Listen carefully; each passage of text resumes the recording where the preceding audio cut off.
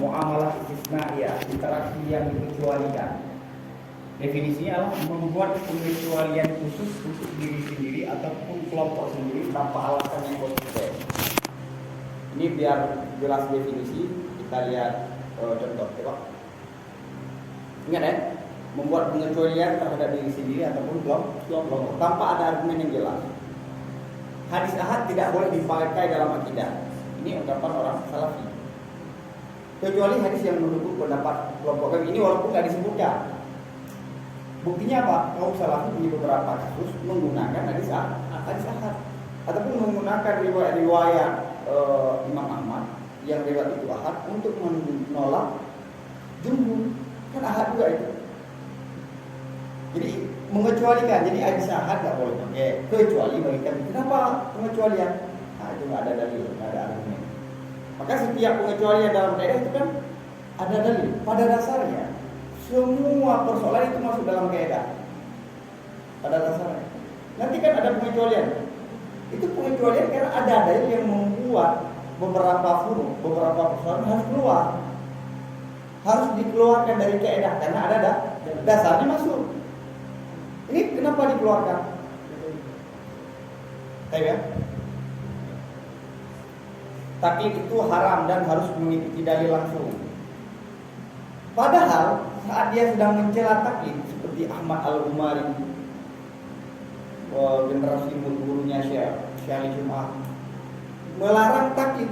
Kenapa? Karena Ibnu Taimiyah menyampaikan. Melarang taklid, membenci terhadap taklid karena Syaukani yang menyampaikan. Itu kan taklid. Taklid juga kan? Melarang, mengharamkan taklid berdasarkan taklid kepada itu kontradiksi. Jadi itu masuk dalam tanakut dakhili juga. Konsisten kan? Oke, baik. Ini adalah special claim. Baik ya. Yang lain lama, yang lain awal kita dalam pengecualian. Oh itu beda. Kenapa beda? Kenapa beda? Apa argumennya?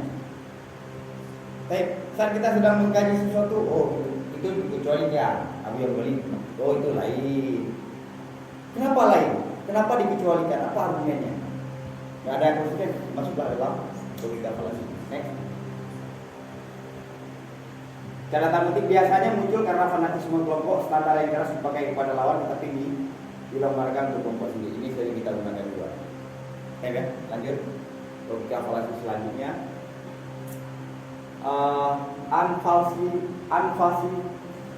Ability. Oke. Unfalsifiability. Ataupun bahasa Arabnya adamu qabiliyah takhati. Tidak menerima salah.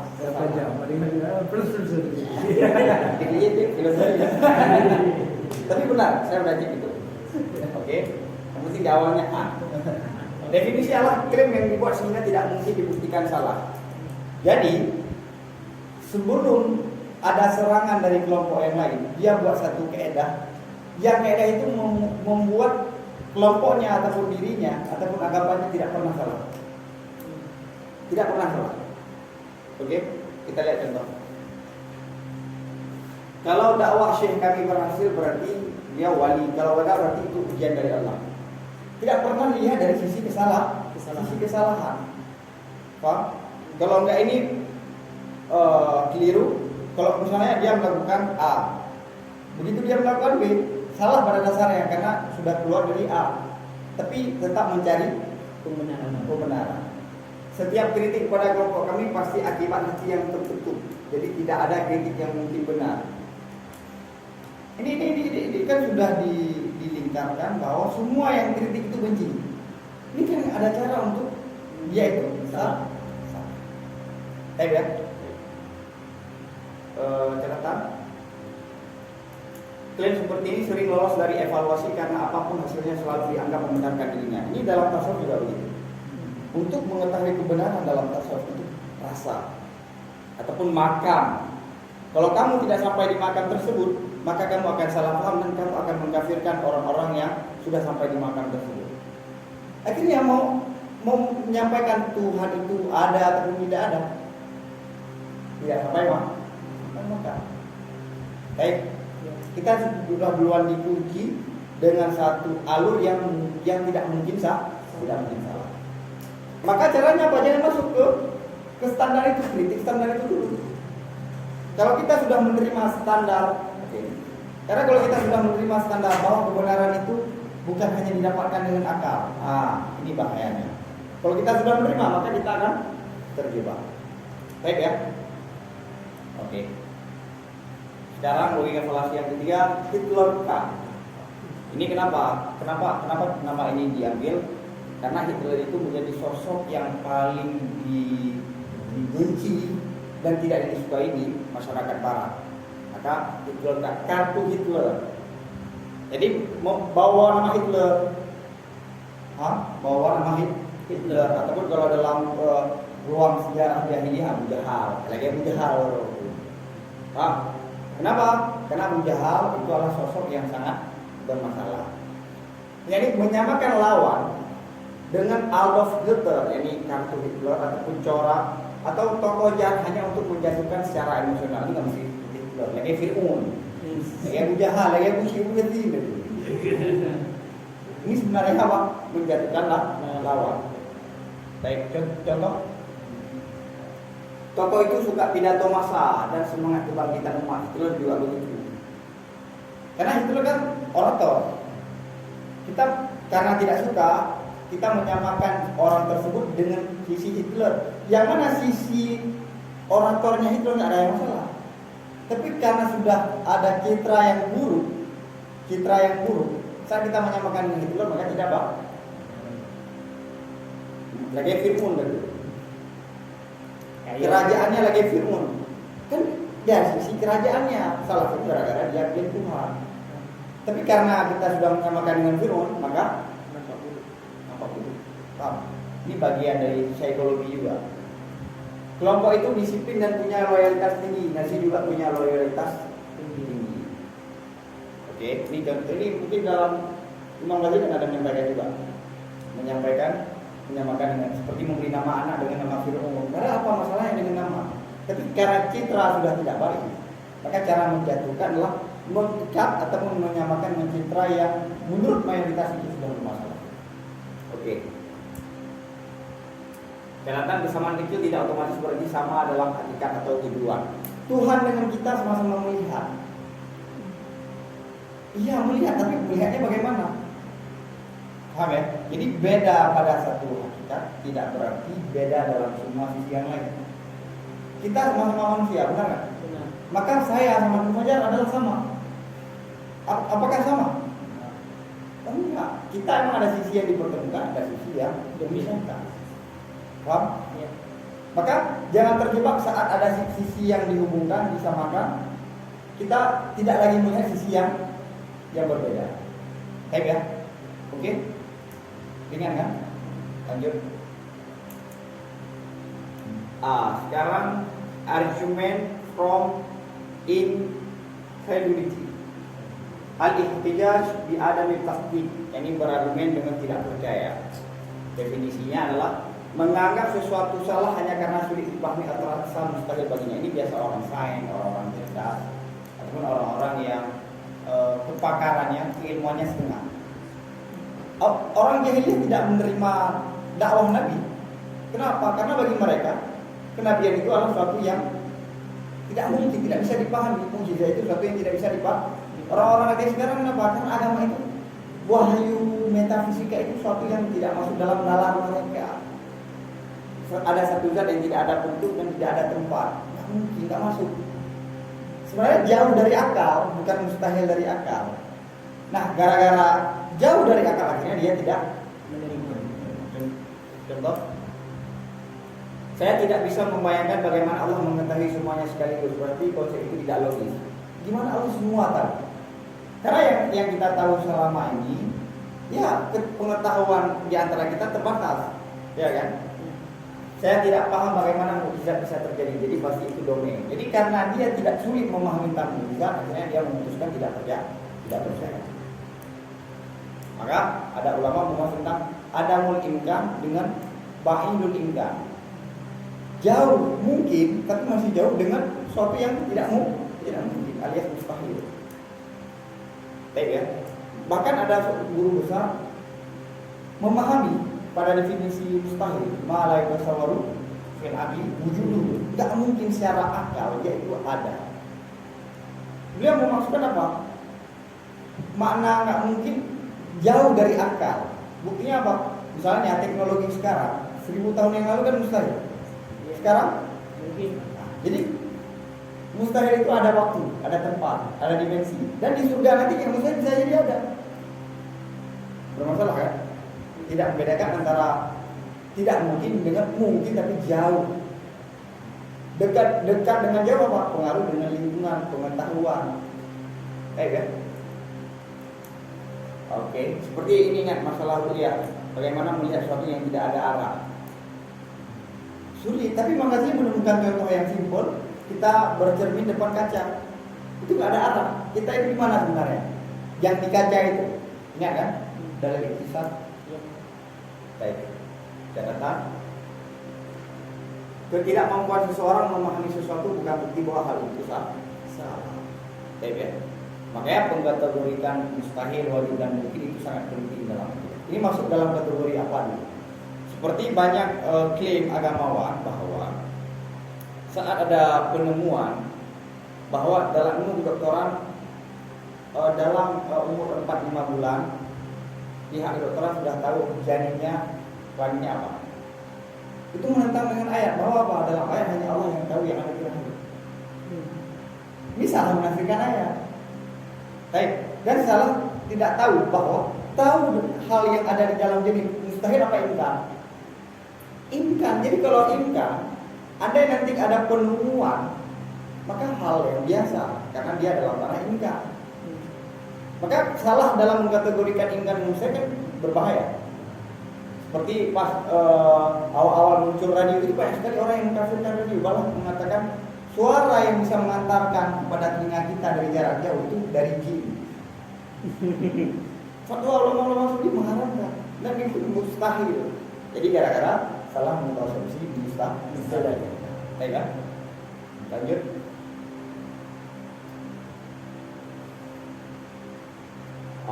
Nirvana salasi. Nirvana. Al-mithalul kamil. Oke, ideal. Contoh ataupun konsep yang sangat ideal, sangat sempurna. Surgawi ya. Menolak sesuatu karena tidak sempurna lalu membandingkannya dengan gambaran ideal yang mustahil. Ideal yang mustahil. Baik, contoh. Kalau ada ustaz yang masih salah berarti belajar agama dari ulama tidak berguna. Kalau negara Islam masih punya kemiskinan dan dosa berarti syariatnya gagal. Kan banyak ini. Orang membayangkan ada dua sisi tentang konsep negara Islam. Ini banyak sekali korupsi, banyak sekali pembunuhan, perzinaan. Andai di masa syariat Islam, di masa syariat Islam juga banyak. Malah hadirnya syariat Islam sebagai hukum untuk apa? Untuk apa? Untuk memberantas perzinaan, untuk memberantas pembunuhan, korupsi. Malah di masa Nabi juga ada. Orang membayangkan masa Rasulullah ataupun konsep syariat Islam itu suci. Baik. Ataupun ada orang-orang liberal, ngapain kalian menolak demokrasi, ingin khalifah? Itu di masa para sahabat banyak kok pembunuhan. Malah khalifahnya dibunuh. Karena kenapa dia mengkritik ini? Karena dalam anggapannya khalifah itu tidak boleh ada kesalahan. Ini kekeliruan. Ini ideal yang mustahil. Saya menolak satu kekeliruan demi yang. Maka Imam Syarani menyampaikan dalam Bata Ikhwan, jangan mengukur orang sekarang dengan para sahabat. Karena kalau orang tersebut mengukur kita dengan para sahabat, kita nggak masuk standar juga. Kita pas melihat orang tersebut, Abu Bakar teringat. Ada yang misalnya dia balik ke kita, bisa juga kan? Baik, catatan. Dalam dunia nyata banyak sistem atau manusia dinilai dari manfaat dominannya bukan dari kesempurnaan. Baik, lanjut.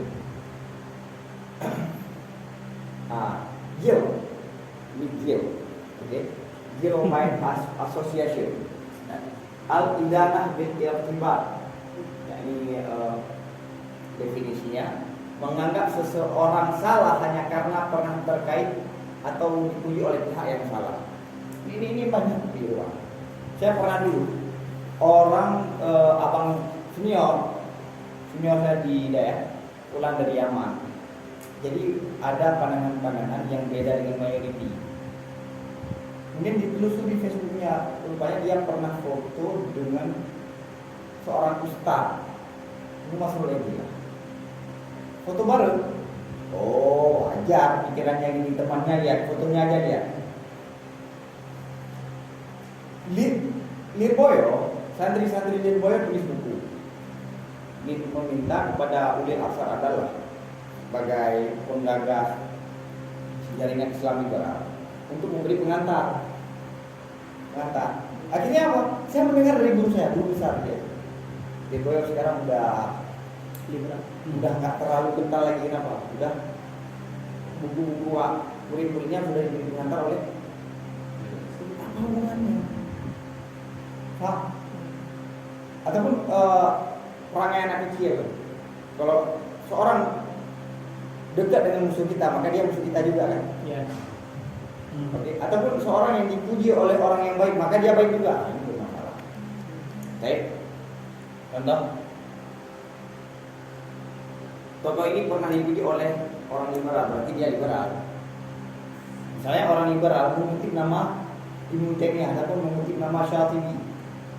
Orang liberal, orang-orang Makassar yang anti mazhab sering membawa nama Imam Asy-Syafi'i, beliau sebagai penggagas ilmu Makassar syariah. Akhirnya orang tradisional anti dengan Syafi'i. Ibnu Khaldun, siapa yang mempopulerkan nama Ibnu Khaldun? Orang-orang barat, orang-orang kampus. Akhirnya Ibnu Khaldun itu ada energi.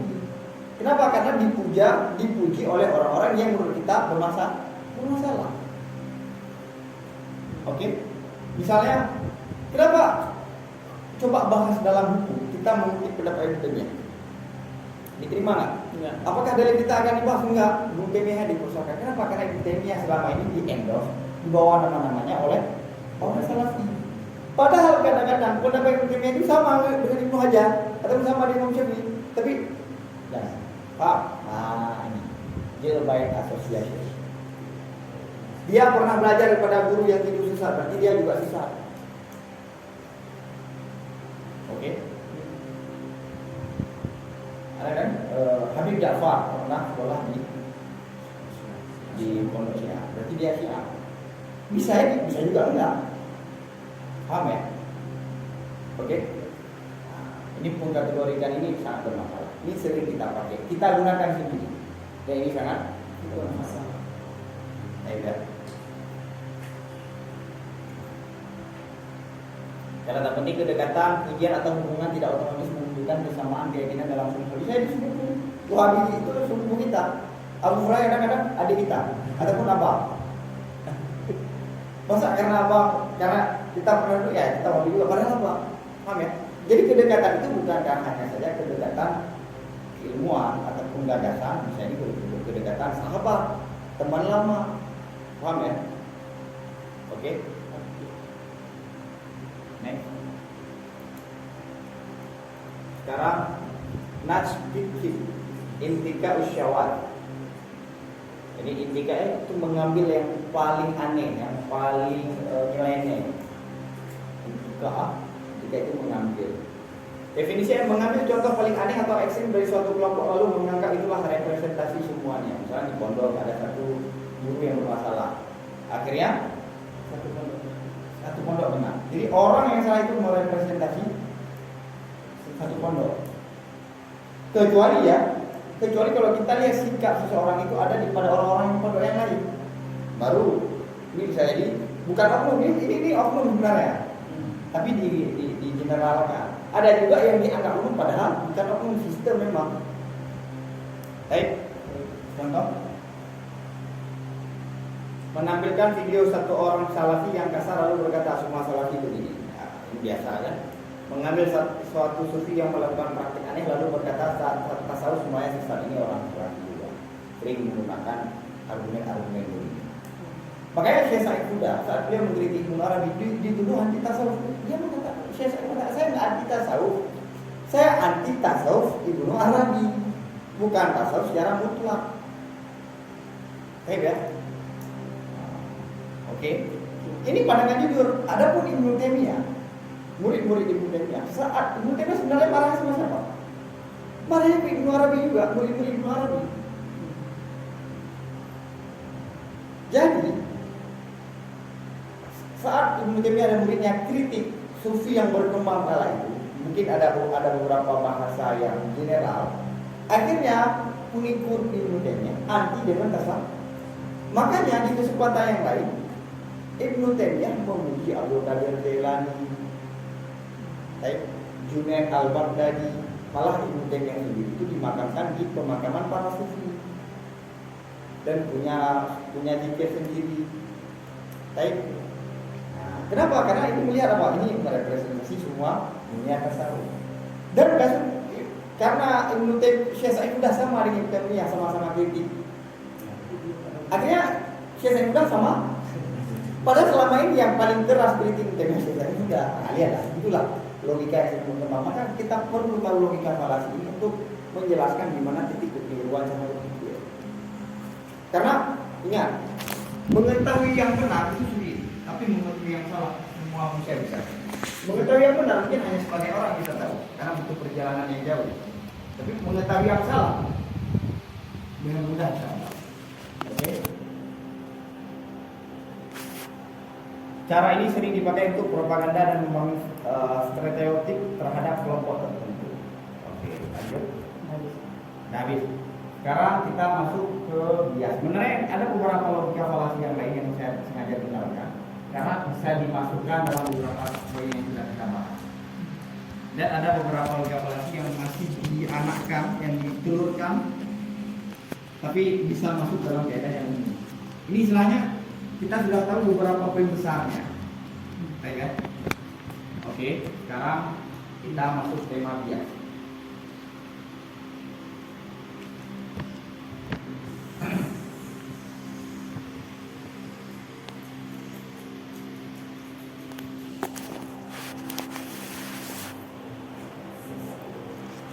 Bias teori. Ini bias itu kecenderungan.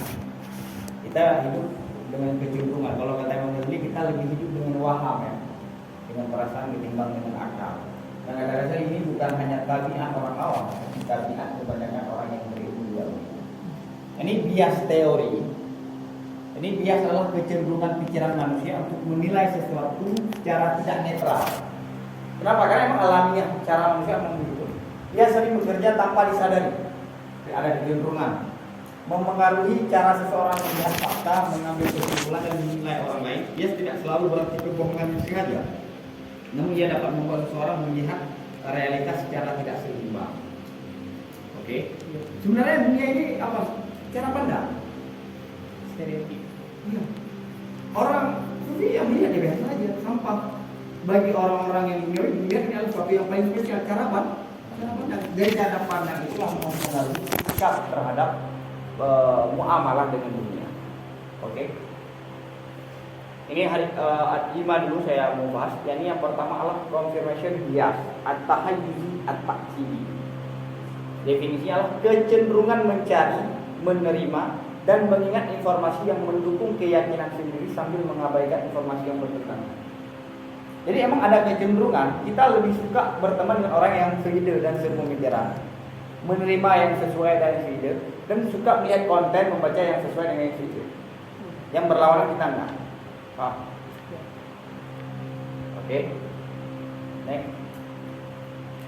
Seseorang hanya membaca dari ulama yang mendukung kelompoknya lalu menghindari membaca manhaj pihak lain.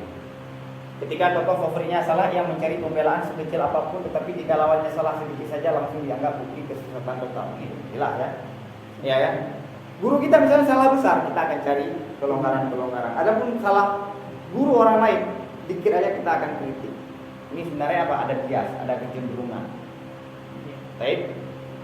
Lanjut. Paham ya? Ini termasuk bias paling umum dalam perdebatan agama, politik dan mazhab. Benar. MPDT dengan tasawuf antar daya, ya kan?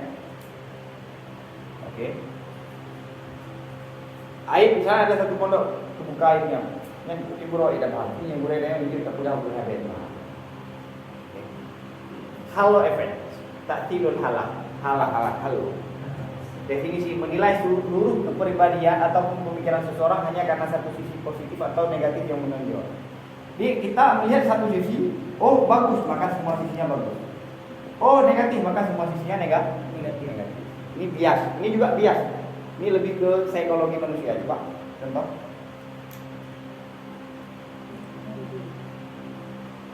Karena seorang ustaz fasih berbicara dan menyentuh hati, semua pendapatnya dianggap masih benar. Makanya kan cara menaklukkan awam, kalau kita sudah diterima oleh orang awam, maka semua apapun yang mau kita sampaikan akan diterima. Karena sisi positifnya dulu. Karena seorang tokoh pernah melakukan satu kesalahan besar, semua jasa dan ilmunya dianggap tidak bernilai. Ya kan? Maka karena alasan inilah manusia ingin menyembunyikan sisi buruknya dan menampilkan sisi baiknya. Karena dia tahu manusia kalau menemukan kesalahan kita, dia akan meninggalkan kita. Oke. Halo efek. Karena kagum pada satu aspek, orang sering gagal melihat kekurangan lainnya secara objektif. Oke. Kagum dengan guru, ya kan? Cuma etika kita, misalnya ada guru membuat salah, ya salah. Tapi kita jangan terlibat yang membicarakannya ke tempat luar. Paham kan? Oke, lanjut. Clustering illusion, wahmun takatul. Definisi melihat pola atau hubungan dalam sesuatu yang sebenarnya terjadi secara kebetulan. Ini sebenarnya sudah masuk juga dalam logika fallacy yang sebelumnya. Kita melihat ada dua hubungan, ada dua yang bersamaan yang kita anggap saling terhubung, padahal tidak. Contoh, seseorang melihat beberapa bencana terjadi berdekatan lalu langsung yakin itu tanda pasti kiamat akan terjadi minggu depan. Sering kan? Karena 3 orang dari kelompok tertentu melakukan kesalahan yang mirip, lalu dianggap seluruh kelompok memang memiliki agenda rahasia yang sama. Menyusul. Ataupun ada kejadian yang beruntun. Kita, abang, kakak, oh ini ada sesuatu yang aneh. Ada yang kebetulan, paham ya? Nggak ada alasan yang logis. Tapi gini, sebenarnya kita tahu itu tidak ada alasan logis, tapi sikap kehati-hatian manusia. Ini ada apa nih? Paham ya? Kok aneh? Lanjut. Manusia memang cenderung mencari pola tersembunyi bahkan ketika pola itu sebenarnya tidak ada. Kita kan suka cocokologi ya, menghubungkan antara satu dengan yang lain. Ini apa sebabnya? Misalnya ada orang yang bermasalah, dia kenapa? Dia sesat, dia ada apa dulu? Pasti ada masalah. Itu ada kaidah sebenarnya, ada kaidah dari boleh kita katakan ulama lah. Kalau ada tunggu yang pulang kampung tapi tidak bermartabat hidupnya, tidak makmur di secara sosial, tidak sejahtera, pasti ada masalah di pondok. Apa hubungannya? Paham ya? Pada sebagian mungkin iya, kalau dia buruk di pondok, di luar pasti buruk juga. Bisa jadikan domba. Tapi kayak ada dasarnya gitu, ya, terima. Tapi itu nggak bisa. Sebenarnya ada ilah. Kalau dia sikapnya buruk di luar, berarti sebelumnya juga buruk. Bisa jadi pas keluar aja buruk, karena nggak ada aturan lagi. Paham ya? Oke. Contoh, pernah dengar itu? Nah, lanjut. Hasim ya. Inqiyazul idrakin mutaakhir. Inqiyaz bias ya. Setelah sesuatu kejadian terjadi, seseorang merasa seolah-olah sejak awal dia sudah tahu hasilnya akan demikian. Kayaknya pun tak perlu duga lagi ya. Ada bang kejadian, tak boleh dulu kayaknya pun tak perlu duga lagi ya. Padahal tujuan dia orang jemunya. Setelah seseorang tokoh jatuh dalam skandal, orang berkata, saya dari dulu sudah tahu dia pasti begitu. Padahal sebelumnya ia memuji. Ngaji dong, kayaknya pun nggak nampak. Kayaknya mau dengan masalah. Ada yang nampak karena sih. Setelah sebuah gerakan gagal, banyak orang mengaku sejak awal sudah yakin gerakan itu akan berhasil. Paham? Oke. Bias ini membuat orang melebih-lebihkan kemampuan prediksi dirinya sendiri. Memang ada juga yang prediksi. Paham ya? Oke, lanjut. Terakhir ya? Terakhir. Answering takhir irtisal.